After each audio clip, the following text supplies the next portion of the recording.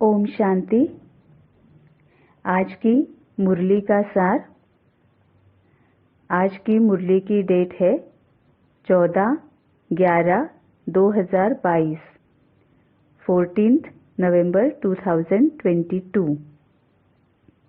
मीठे बच्चे, श्रीमत पर चल, स्वच्छ शुद्ध बन, धारणा कर, फिर युक्तियुक्त सेवा करनी है। अहंकार में नहीं आना है, शुद्ध घमंड में रहना है। मीठे बच्चे, श्रीमत पर चल, स्वच्छ शुद्ध बन, धारणा कर, फिर युक्तियुक्त सेवा करनी है। आज पहले महावाक्य में ही बाबा ने बैलेंस क्या रखना है वो बताया है कि पहले पुरुषार्थ फिर सेवा। पहले धारणा करनी है फिर करानी है। पहले पढ़ना है फिर पढ़ाना है। जिसको ही बाबा कहता है कि मियाँ मिट्ठू नहीं बनना है। दिमाग में सिर्फ अगर ज्ञान है तो हम सिर्फ दूसरों को देते रहते हैं, लेकिन अगर धारणा अगर हमने की हुई है, अगर जो भी ज्ञान है वो सिर्फ दिमाग तक नहीं, लेकिन वो ज्ञान अगर मनसा वाचा कर्मणा, तन मन धन से अगर वो प्रत्यक्ष हो रहा है, तभी हम धारणा युक्त बन जाते हैं। और धारणा युक्त बनकर फिर हमें औरों को उसके बारे में बताना है। जो बताना है वो मनसा वाचा कर्मणा, मतलब मनसा सेवा भी करनी है, वाचा से भी बताना है।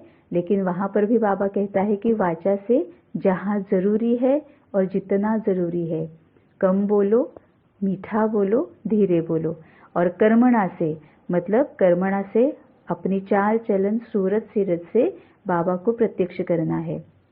बाबा को मतलब बाबा के दिए हुए ज्ञान की एक एक पॉइंट को प्रत्यक्ष करना है।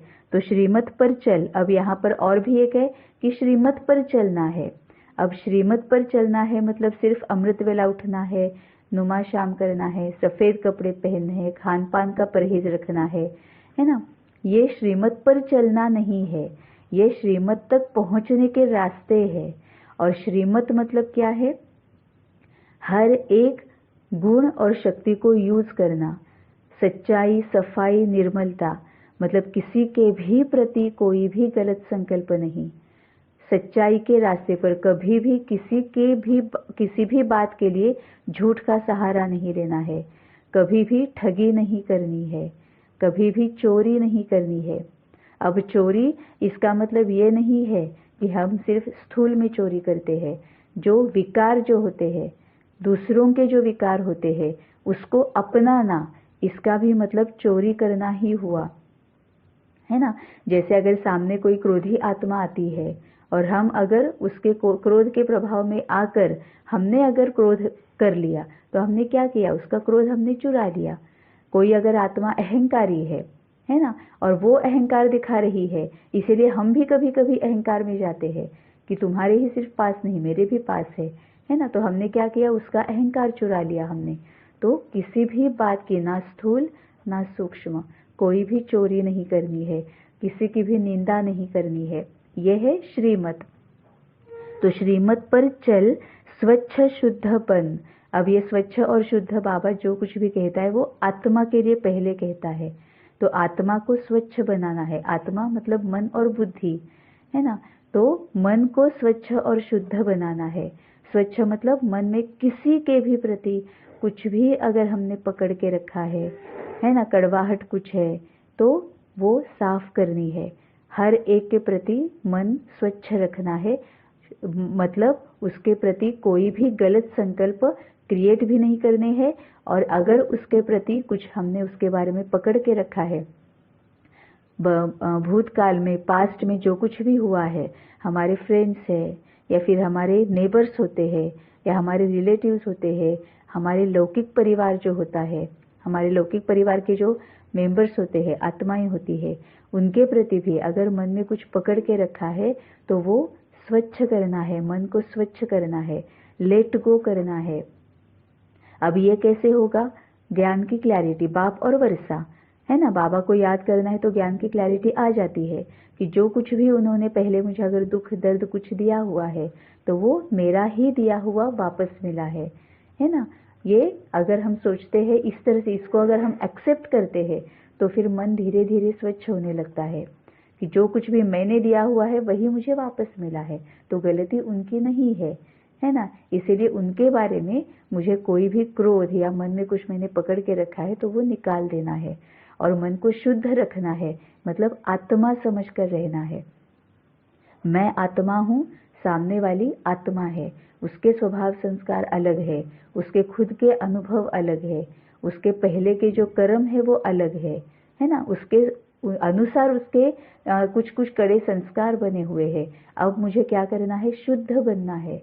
शुद्ध मतलब ये जानने के बाद उसके जो विकार है, कमियां हैं, कमजोरियां हैं, उसके लिए उसे योगदान देना है, उसे शक्तियों से भरपूर करना है ताकि वो भी अपने विकारों से, कमियों से, कमजोरियों से बाहर निकल सके।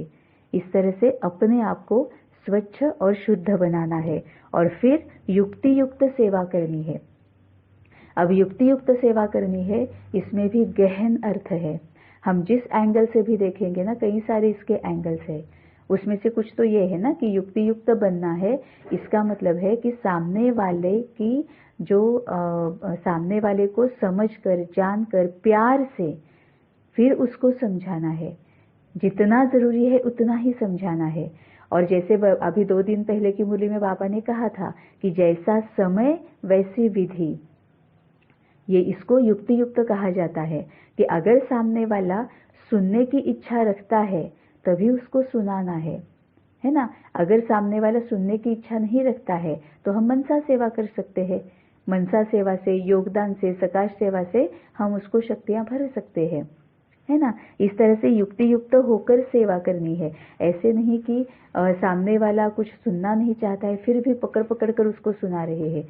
नहीं, ये युक्ति युक्त सेवा नहीं है, ये सेवा होगी ही नहीं, है ना। या फिर अगर अभी सामने वाला सुनना नहीं चाहता है तो फिर वो कब सुनना चाहते हैं उसके अनुसार बताना है।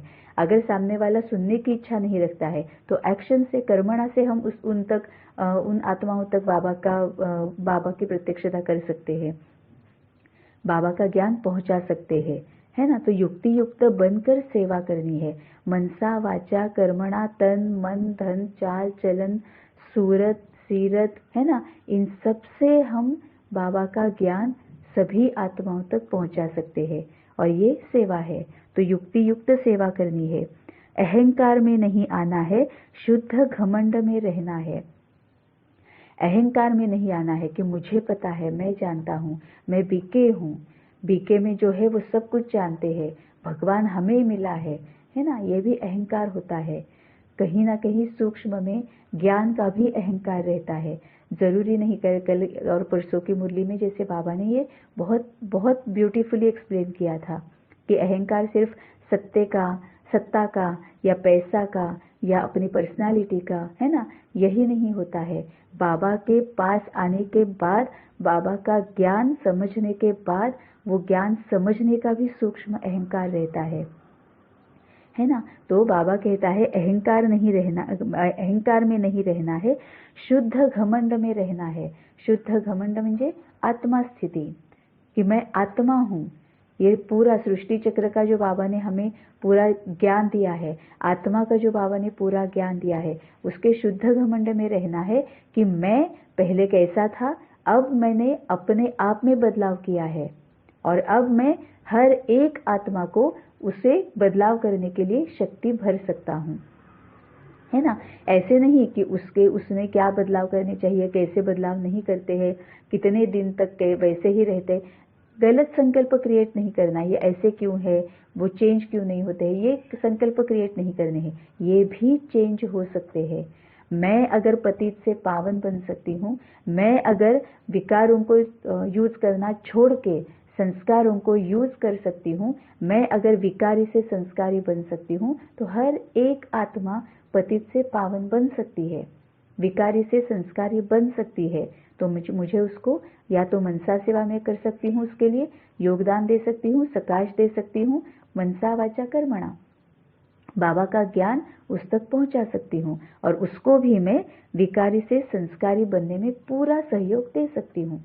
हर एक आत्मा विकारी से संस्कारी, पतित से पावन बन सकती है है ना, और मैं उसको इसके लिए सहयोग दे सकती हूँ।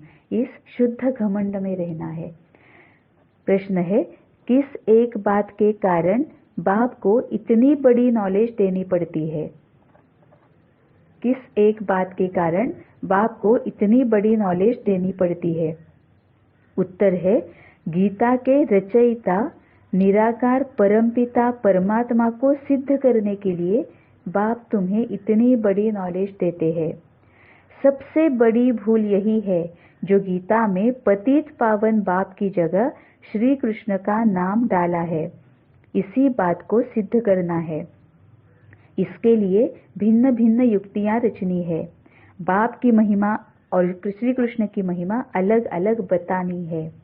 आज बाबा ने इसमें ना, हम सभी जो बच्चे हैं जो अभी बाबा के पास आए हुए हैं, है ना, हम कहते हैं ना कि हम बिके हैं, हम ज्ञानी है, बाकी के अज्ञानी है। इस अहंकार में हम जाते हैं, है ना। लेकिन आज बाबा ने इस अहंकार को हमारे इस अहंकार को तोड़ा है एक्चुअली में, है ना। बाबा ने आज हमें यहाँ बताया है कि तुम्हें पहले मैंने क्यों मेरे पास लेके मैं चुना है, तुम्हें पहले मैंने क्यों पकड़ा है ना, पहले तुम्हें क्यों मैं ज्ञान दे रहा हूँ, पहले तुम मेरे पास क्यों आए हो। ये बाबा ने आज यहाँ से क्लैरिटी दी है। अब बाबा ने यहाँ बताया है कि गीता के रचयिता निराकार परमपिता परमात्मा को सिद्ध करने के लिए बाप तुम्हें इतनी बड़ी नॉलेज देते हैं। सबसे बड़ी भूल यही है जो गीता में पतित पावन बाप की जगह श्री कृष्ण का नाम डाला है। इसी बात को सिद्ध करना है ना। अब बाबा यहाँ पर हमें बताता है कि तुम आधार मूर्त हो, तुम जिम्मेवार हो। तुमने बाकियों को ज्ञान मार्ग से हटाकर भक्ति मार्ग में लेकर तुम आए हो, तुम निमित्त बने हुए हो। अब परमपिता परमात्मा भगवान का नाम, भगवान की जगह श्री कृष्ण का नाम डालना मतलब ही हम ही निमित्त बने हैं बाकी आत्माओं को देही अभिमानी स्थिति से देह अभिमानी स्थिति में लाने के लिए। क्योंकि परमपिता परमात्मा ने गीता रची हुई है, लेकिन हमने क्या कहा, श्री कृष्ण ने रची हुई है। मतलब ही हमने देही अभिमानी से सबको देह अभिमान में डाल दिया है। हम निमित्त बने हुए हैं। और बाबा कहता है जिसने गलती की है उसको पहले मैं सुधारता हूँ। जब तक वो नहीं सुधरेगा तब तक उसकी वजह से जो गलतियां करते आए हैं वो नहीं सुधरेंगे। इसीलिए पहले बाबा ने हमें पकड़ा है कि तुम ही हो जो सबसे पहले भक्ति मार्ग में आए, तुम ही हो जो सबसे पहले विकारों में आए, तुम ही हो जो सबसे पहले गलत दिशा में या देह भान में चलना जिन्होंने शुरू कर दिया, और तुम्हें देख देख कर बाकी के आ गए इसमें। इसीलिए सबसे पहले तुम्हें मैं पकड़ता हूँ, तुम्हें मैं ज्ञान देता हूँ, तुम्हें मैं सही रास्ते पर चलने के लिए लगाता हूँ, तुम्हें मैं पहले डिसिप्लिन सिखाता हूँ, ज्ञान सिखाता हूँ, फिर तुम्हें देख देख कर बाकी के आ जाते हैं। जिनको भी ज्ञान मार्ग से हटाने के लिए, देह भान में आने के लिए, विकारों में आने के लिए तुम निमित्त बने हो, उनके लिए फिर से तुम ही निमित्त बनोगे उन्हें सही रास्ता दिखाने में। तो तुमने सबसे बड़ी गलती पहले ये की है कि भगवान की जगह तुमने श्री कृष्ण का नाम दिया है। अब ये तुम्हें ही करना पड़ेगा कि फिर से तुम्हें ही सबको बताना है कि ये श्री कृष्ण नहीं, ये भगवान है। तो सबसे बड़ी भूल यही है जो गीता में पतित पावन बाप की जगह श्री कृष्ण का नाम डाला है। इसी बात को सिद्ध करना है। और वो कैसे सिद्ध करना है, यही बाबा हमें ज्ञान देता है ना। श्री कृष्ण का नाम डाला है, ये गलत बताकर हमने गलती की है। अब वो भगवान है, ये किस तरह से बताना है, इसके लिए बाबा ने हमें ये ज्ञान देना शुरू कर दिया है। तो हमें ये भगवान की प्रत्यक्षता करनी है, हमें भगवान के बारे में बताना है। तो तन मन धन चाल चलन सूरत सिरत मनसा वाचा कर्मणा, हमें बाबा के ज्ञान को प्रत्यक्ष करना है। इसके लिए भिन्न भिन्न युक्तियां रचनी है। बाप की महिमा और श्री कृष्ण की महिमा अलग अलग बतानी है। धारणा के लिए मुख्य सार है। पहली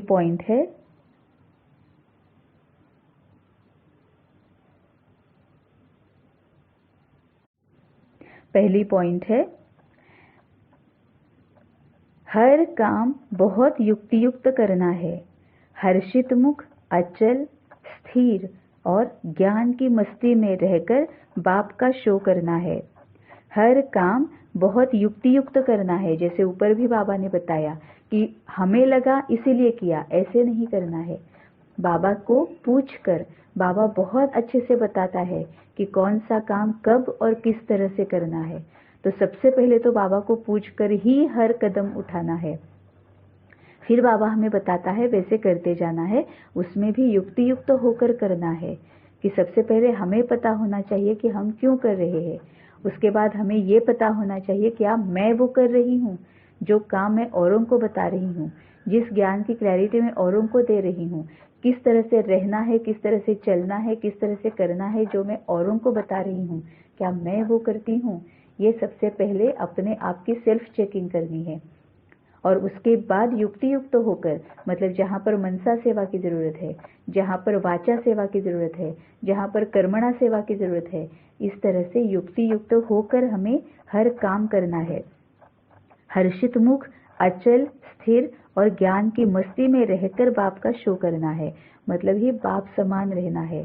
बाबा कितना हर्षित होता है, हमेशा उमंग उत्साह में हर्षित है ना, कितना मतलब जो रमणीकता जो बाबा बोलता है कि कितना भी कड़े से कड़ा विकार अगर हम में है वो भी बाबा रमणीकता से हमें बताता है ना। फॉर एग्जाम्पल हम ही निमित्त बने हैं पूरी सभी आत्माओं को विकार में लाने के लिए, लेकिन फिर भी बाबा हमें क्या कहता है, तुम आधार मूर्त हो। आधार मूर्त तो इतना बड़ा, इतना मीठा वर्ड यूज करके बाबा हमें बताता है। अब इसके पीछे का भाव क्या है, आधार मूर्त हो, इसका मतलब हर एक के लिए तुम ही निमित्त हो, ज्ञान मार्ग से भटकाने भी तुम ही निमित्त हो, अब तुम्हें ही ये फिर से सही रास्ते पर लाना हुआ है। कितनी मीठे से बाबा हमें बताता है। फिर अचल रहना है, स्थिर रहना है। हम इतना ही बाबा का ज्ञान इतना लेते हैं, रोज मुरली पढ़ते हैं, बाबा के ज्ञान में आकर भी इतना समय हुआ है, फिर भी हम गलतियां करते रहते हैं। फिर भी कभी भी बाबा हलचल में नहीं आता है ना, अचल रहता है, स्थिर रहता है, हर्षित मुख रहता है, उमंग उत्साह में रहता है और फिर हमें ज्ञान देते रहता है, ज्ञान देते रहता है, समझाते रहता है। तो हमें भी वैसे ही करना है। इसको ही बाबा शुद्ध घमंड बोलता है कि जैसे हमें ये समझना है कि जैसे मैं अपने आप को चेंज कर रही हूँ वैसे हर एक आत्मा चेंज होगी और मुझे वही करना है। वो कैसे गलती करती है, क्यों गलती करती है, कब तक करती रहेगी, कितनी बार समझाना पड़ेगा, ये संकल्प क्रिएट नहीं करने हैं। हमें सिर्फ ज्ञान की मस्ती में रहकर, उमंग उत्साह में रहकर और स्थिर रहकर, अचल अडोल रहकर हमें ज्ञान सुनाते जाना है और साथ साथ बाबा को प्रत्यक्ष करते जाना है। दूसरी पॉइंट है, ज्ञान की नई और निराली बातें सिद्ध करनी है। ज्ञान की नई और निराली बातें सिद्ध करनी है, जिसको ही बाबा ने कहा है कि युक्ति युक्त बनकर चलना है। और दूसरा पॉइंट इसमें यह आता है कि योग के प्रयोग करते रहने हैं। एक ही तरह से अगर हम बताते रहेंगे, करते रहेंगे, है ना, शो करते रहेंगे तो खुद भी बोर हो जाएंगे, सामने वाला भी बोर हो जाएगा। दूसरा पॉइंट इसमें यह भी है कि हर एक की क्षमताएं अलग अलग होती है, हर एक की मर्यादाएं अलग अलग होती है, हर एक को किसी भी बात को समझने की जो शक्ति होती है वो अलग अलग होती है। इसीलिए ज्ञान की नई और निराली बातें सिद्ध करनी है। हम अगर किसी को कुछ बता रहे हैं, किसी को कुछ ज्ञान का पॉइंट समझा रहे हैं और उनके वो समझ में नहीं आ रहा है, इसका मतलब शायद उनकी समझने की जो शक्ति है वो अलग रीति से काम करती है, उनकी जो कैपेसिटी है या उनकी लिमिटेशंस है वो अलग अलग है हर एक की। इसीलिए ये समझ लेना है पहले कि सामने वाला किस तरह से समझ सकता है, सामने वाले की क्षमताएं मर्यादाएं क्या है, जिसको ही बाबा ये जो होता है ना कि स्वभाव संस्कार को मिलाकर चलना है, ये भी बाबा बोलता है। या फिर बाबा ये भी कहता है कि रास खेलनी है ना। अब रास खेलनी है इसका मतलब क्या है कि सामने वाले को जानकर, पहचान कर, समझ कर फिर उसके अनुसार उसको बातें बतानी है, चाहे मनसा हो, चाहे वाचा हो, चाहे कर्मणा हो। लेकिन सामने वाले को जब तक हम परखेंगे नहीं, अच्छी तरह से जानेंगे नहीं, पहचानेंगे नहीं और ऊपर से गलत संकल्प भी नहीं क्रिएट करने हैं, बस उसको जानने के लिए उसको समझना है, परखना है और उसके अनुसार उसको बताना है जिस तरह से वो बहुत अच्छे से समझ पाए, है ना। इसको बाबा कहता है कि ज्ञान की नई और निराली बातें सिद्ध करनी है, ताकि हम भी उमंग उत्साह में रहे। योग के प्रयोग करते रहेंगे तो हम भी उमंग उत्साह में रहेंगे, सामने वाला भी उमंग उत्साह में रहेगा, क्योंकि उसको जानकर पहचान कर फिर हम उसके अनुसार उसको वो बता रहे हैं, तो उसको भी समझ में आता जाएगा। वरदान है, शांति की शक्ति द्वारा असंभव को संभव करने वाले योगी तू आत्मा भवम। शांति की शक्ति सर्वश्रेष्ठ शक्ति है और सभी शक्तियां इसी एक शक्ति से निकली है। साइंस की शक्ति भी इसी शांति की शक्ति से निकली है। शांति की शक्ति द्वारा असंभव को भी संभव कर सकते हो। जिसे दुनिया वाले असंभव कहते, वह आप योगी तू आत्मा बच्चों के लिए सहज संभव है। वह कहेंगे परमात्मा तो बहुत ऊंचा, हजारों सूर्यों से तेजोमय है, लेकिन आप अपने अनुभव से कहते हमने तो उसे पा लिया, शांति की शक्ति से स्नेह के सागर में समा गए। शांति की शक्ति द्वारा असंभव को संभव करने वाले योगी तू आत्मा भव। शांति की शक्ति सर्वश्रेष्ठ शक्ति है। अब सबसे पहले हमें शांति का योगदान देने से पहले खुद को शांति की धारणा करना जरूरी है। यही आज का बाबा का वरदान का मुख्य अर्थ है कि सबसे पहले खुद शांति का स्वरूप बन जाओ। शांति का स्वरूप बनना है तो साक्षी दृष्टा बनकर रहना पड़ेगा। साक्षी दृष्टा मतलब ही बाबा के साथ निरंतर कनेक्टेड रहना है। किसी भी आत्मा को, परिस्थिति को, घटना को साक्षी दृष्टा होकर देखना है ना। जैसे बाबा कहता है कि विहंग मार्ग की सेवा करो, मतलब ही ऊंची उड़ान भरो, मतलब ही उड़ने वाले रहो, उड़ते रहो, हमेशा फरिश्ता स्वरूप में रहो, उपराम रहो, साक्षी दृष्टा रहो, है ना। तो ये जब हम रहेंगे तभी हम शांति का स्वरूप बन पाएंगे। तो शांति की शक्ति सर्वश्रेष्ठ शक्ति है, क्योंकि मैं जब शांत होती हूँ, है ना, तब मैं अपने आप को भी समझ रही हूँ, जो भी परिस्थिति है, जो भी घटना है, जो भी आत्मा है, उसको मैं अच्छी तरह से समझ रही हूँ, परख रही हूँ, और फिर उस आत्मा के जो स्वभाव संस्कार है उसके अनुसार मैं उसको समझा रही हूँ, या उसके अनुसार मैं उसके साथ व्यवहार में आ रही हूँ, या जो भी परिस्थिति है, जो भी घटना है, उसको शांति, मैं खुद शांत रहने की वजह से उस घटना को, परिस्थिति को समझकर फिर उसके अनुसार मैं उसमें क्या व्यवहार में मुझे आना है, किस व्यवहार मुझे दिखाना है, ये मैं उस अनुसार मैं कर रही हूँ। इसीलिए मैं अगर शांत हूँ तभी मैं अपनी सभी शक्तियाँ यूज कर सकती हूँ। मैं अगर शांत हूँ तभी मैं सबसे पहले परखने की शक्ति को यूज कर सकती हूँ कि क्या असलियत में क्या हो रहा है, क्या होना चाहिए, किस तरह से वो होना चाहिए, अब मुझे क्या करना चाहिए, है ना। ये मैं समझ पा सकती हूँ। तो शांति की शक्ति अगर मैं यूज करूंगी तो सबसे पहले मैं परखूंगी, उसके बाद मैं निर्णय लूंगी, उसके बाद में जो शक्तियाँ, जो गुणों को यूज करना है और धारण करना है और औरों को सहयोग देना है, औरों को योगदान देना है, वो मैं तभी अच्छी तरह से समझ पाऊंगी। सभी शक्तियाँ इसी एक शक्ति से निकली है।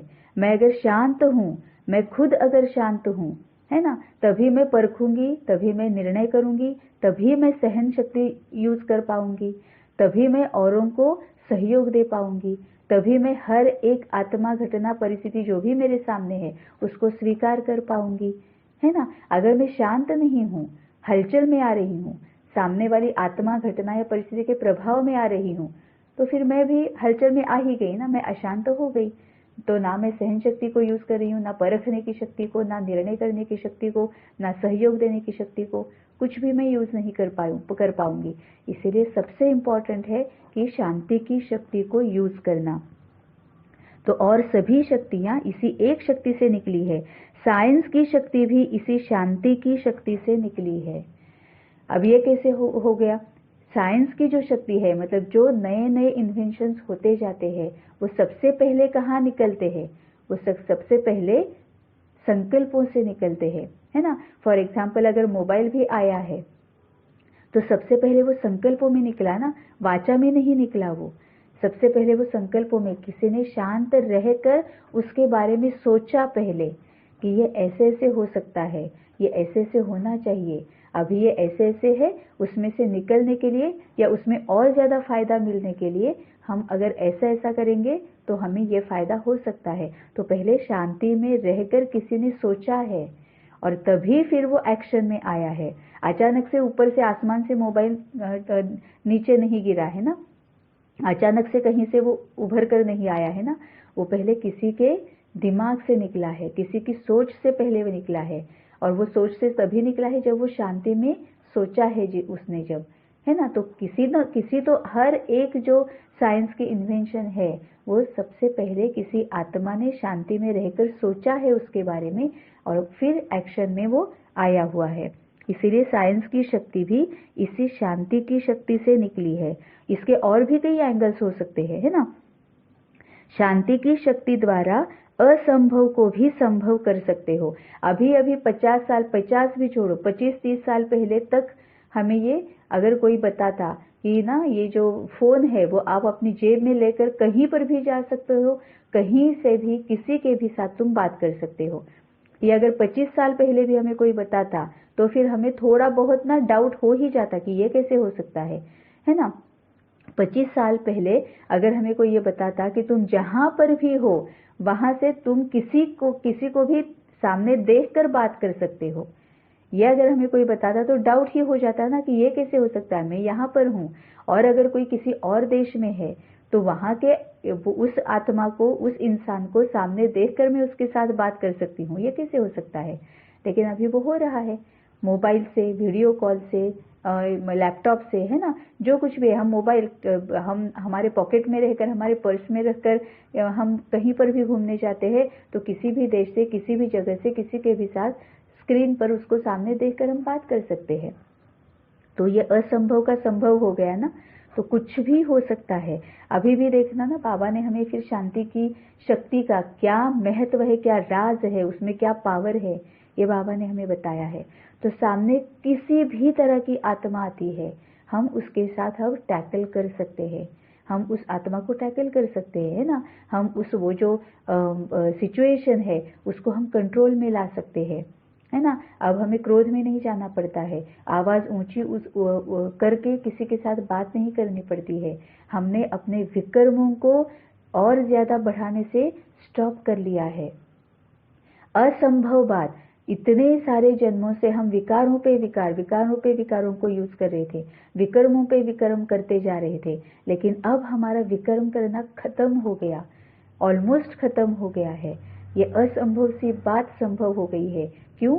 शांति की शक्ति से, है ना। बाबा ने बताया ना कि तुम शांत रहो, शांत स्वरूप रहो, मतलब ही साक्षी दृष्टा होकर हर एक आत्मा को, घटना को, परिस्थिति को देखो तो तुम किसी भी आत्मा को, घटना को, परिस्थिति को तुम बहुत अच्छे से टैकल कर सकते हो, कंट्रोल कर सकते हो, विकर्मों से बच सकते हो और बचा भी सकते हो।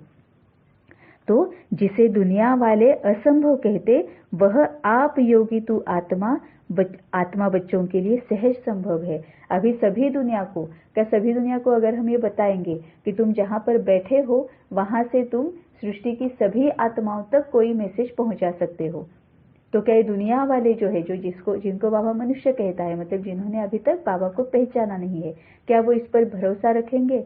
उन्हें ये संभव लगेगा? नहीं। लेकिन हम वो कर रहे हैं। हम अमृत वेले में उठकर भी और पूरे दिन भर में भी जहां पर हम है, जिसको बाबा कहता है कि 3 पैर जमीन, मतलब जहां पर तुम हो वहां से, है ना। तो जहां पर हम है वहां से हम मनसा सेवा द्वारा सभी तक मैसेज पहुंचा सकते हैं, है ना। लेकिन इसके लिए जरूरी है, सबसे पहले हमें इस पर यकीन होना चाहिए। बाबा ने कहा और हमने किया तो ये सफलता मिलती है उसमें, है ना। तो जो बाकी की आत्माओं के लिए, जिसे दुनिया वाले असंभव कहते, वह आप योगी तू आत्मा बच्चों के लिए सहज संभव है। अभी इसका और भी एक बहुत अच्छा उदाहरण, एग्जाम्पल है कि अभी पेंडेमिक में, कोरोना काल में सभी कितने घबराए हुए थे, लेकिन हम बहुत शांति से अपना अपना काम कर रहे थे। बाकी दुनिया वालों के लिए जो असंभव था, शांत रहना जो असंभव था, वो हम शांति से कर रहे थे, है ना। तो बाकी आत्माओं के लिए, दुनिया वालों के लिए असंभव जो कहते हैं, वह आप योगी तू आत्मा बच्चों के लिए सहज संभव है। वह कहेंगे परमात्मा तो बहुत ऊंचा, हजारों सूर्यों से तेजोमय है, लेकिन आप अपने अनुभव से कहते हमने तो उसे पा लिया, शांति की शक्ति से स्नेह के सागर में समा गए। मतलब बाबा ने यहाँ पर एक एग्जाम्पल दिया है कि अभी तक भी भगवान को वो क्या समझते हैं कि वो तो सबसे ऊंचा है, वो हम उन तक पहुंच ही नहीं सकते हैं, वो हजारों सूर्यों से तेजोमय है, जिसकी वजह से हम उनको देख भी नहीं सकते हैं, उन तक पहुंच भी नहीं सकते हैं। बात करना तो दूर की बात है, उसको अपनाना तो और भी दूर की बात है ना। क्यों? क्योंकि ये जो देहधारियों ने बनाई हुई जो गीता है ना, जिसमें श्री कृष्ण का नाम डाल दिया है, वहां पर ये कहा हुआ है कि सूर्य तो भगवान तो कितने सारे सूर्यों से भी ज्यादा तेजोमय है, तो हम उसको देख नहीं सकते, है ना, ये उसमें कहा हुआ है। तभी बाबा कोई बोलता है कि वो जब ये कहते हैं तो तुम क्या कहते हैं कि हमने तो उसको पा लिया, हम तो रोज उसके साथ बात करते हैं, कई बार वो हम उसको देखते हैं। मतलब बाबा ने एग्जाम्पल दे दिया कि तुम्हारे लिए, आप योगी आत्माओं के लिए कोई भी असंभव बात अब सहज रीति से संभव है। स्लोगन है, निमित्त बन निर्माण का कार्य करने वाले ही सच्चे सेवाधारी है। निमित्त बन निर्माण का कार्य करने वाले ही सच्चे सेवाधारी है। अब इसमें बाबा ने ये कहा है कि निर्माण करना है, मतलब 100% सफलता, है ना। और ये कब हो सकता है? जब हम निमित्त बनकर करेंगे। बाबा का काम है, हम निमित्त आत्मा है, और जो बाबा करना चाहता है वो मुझे निमित्त बनाकर बाबा करा रहा है ना। तो अपनी मन बुद्धि बाबा को सरेंडर, कि बाबा मेरी मन बुद्धि तुमको सरेंडर, अब तुम जिसके पास जो भी कुछ पहुंचाना चाहते हो तुम पहुंचाओ। तो निरंतर बाबा के साथ कनेक्टेड, मतलब ही आत्मा स्थिति में, मैं आत्मा हूं, बाबा आत्मा के लिए कह रहा है, आत्मा को निमित्त बनाकर बाबा उन तक पहुंचा रहा है। क्योंकि बाबा बाकियों को जो पहुंचाता है वो मन बुद्धि से ज्यादा होता है ना, कर्मणा से तो होता ही होता है। तो निमित्त बनकर, मतलब पूरा निमित्त भाव होता है तो निर्मल भाव होता है, क्योंकि बाबा का काम है, बाबा कर रहा है। तो कैसे होगा, कब होगा, होगा कि नहीं होगा, उसके बाद सफलता मिलेगी कि नहीं मिलेगी, कितनी मिलेगी, कब मिलेगी, कोई भी संकल्प नहीं। बाबा का काम है, बाबा मुझे निमित्त बनाकर करा रहा है, बस मुझे करना है, करते रहना है, बाबा को सरेंडर होते रहना है। तो निमित्त बन निर्माण का कार्य करने वाले ही सच्चे सेवाधारी है। सच्चे सेवाधारी मतलब बाबा के लिए, बाबा के मददगार। बाबा कहता है ना कि तुम मेरे मददगार हो, नहीं तो फिर बाबा औरों तक ज्ञान पहुंचाएगा कैसे? क्योंकि सभी देह भान में है ना, तो उन्हें पता ही नहीं है कि इस तरह से शांति में रहकर सुनना कैसे है, मन बुद्धि से सुनना कैसे है, आत्मा कैसे सुनती है, आत्मा कैसे बोलती है, ये किसी को पता ही नहीं है ना। सबसे पहले बाबा ने ब्रह्मा बाबा को सुनाया और बताया, फिर ब्रह्मा बाबा को समझाने के बाद ब्रह्मा बाबा ने और उनको समझाया, उन्होंने फिर और उनको, है ना। तो जिनके जिनके लिए हम निमित्त बने हुए हैं वो हमारे सामने आते जाएंगे, हम उनको बताते जाएंगे, है ना। वैसे ही तभी बाबा कहता है कि ये तुम सच्चे सेवाधारी बनोगे, मतलब बाबा के हम मददगार बनेंगे, तो बाबा का जो ज्ञान है वो औरों तक पहुंच जाएगा। इसको बाबा सच्चे सेवाधारी बताता है। ओम शांति।